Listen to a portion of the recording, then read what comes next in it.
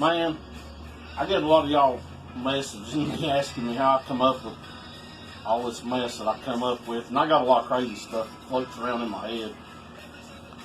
But a lot of this stuff is shit that really happens around here. You can't make it up. That's like I was reading in the paper. It was earlier this week. There was an old boy down here in Nebo went in the Samers store and bought him a scratch-off ticket and scratched off and won $4 million. And that was the same old boy that was in the paper in December where the law rolled up in his house and busted him for meth. And then that was in the paper back about a year ago that then I think the grand jury indicted him for receiving stolen goods or some mess like that. And then the fool goes in and wins a $4 million scratch-off. You can't make that up.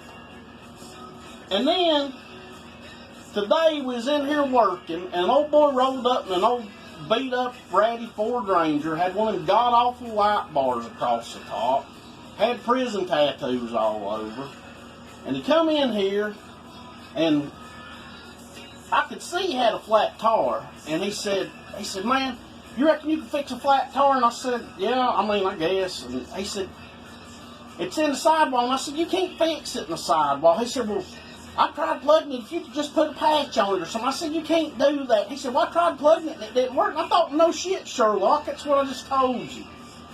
So then I put an old used tire on his truck just to get him by because he had some old Netpo Skankiac with him that had mess sores all over. And the sad thing is, she would have been a knockout had she not been sucking on the meth pipe.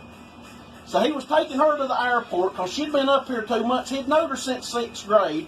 She'd been up here 2 months, and he's sending her back to Florida. She's going back to Sarasota. So he goes to pay me, and he ain't got no money. He ain't got no money on his card. He didn't have no cash. She's going to transfer some money for him into his account, and then they got in a racket out there in the parking lot. And her phone didn't work, so he said, I'll tell you what, I'll leave you some of my tools, but I'll be back to get them, I'll pay you. So he left me a DeWalt drill, some kind of power drill he left, which I wish he wouldn't come back, because that's a nice drill for an old used car. So he come back, and by that time, old gal had to pee, so she gets out of the truck and goes in there in the bathroom. And she's in there and gone and gone and gone and gone. And he goes in there and checks. And then he comes out. And he goes in there and hollers at her. And then he comes out. And then he goes in and comes out. Goes in and comes out. Well, finally, he gets tired of waiting on her. And he jumps in his truck and fires his truck up. Well, as soon as she hears that truck fire up, here she comes out of the bathroom with her drawers in her hand. And she's running through the parking lot chasing him. And she said, Tommy, I was in there washing my panties. Right there in front of God and everybody, in front of all of us, we heard her, and here she run out and jumped in the truck and they took off. Well then, there's a Mustang sitting out there, and there's this Mexican come in today named Jesus. And I was getting me a pinch of snuff, and I was telling him what was wrong with his car, and he said, hey buddy, I get me some of that, buddy. He said, I see people do that, buddy, and they spin in the jug. I want to try that, buddy. I said, yeah, get you some, and he got him a pinch of it, and I was out there talking to him about his car, and he went,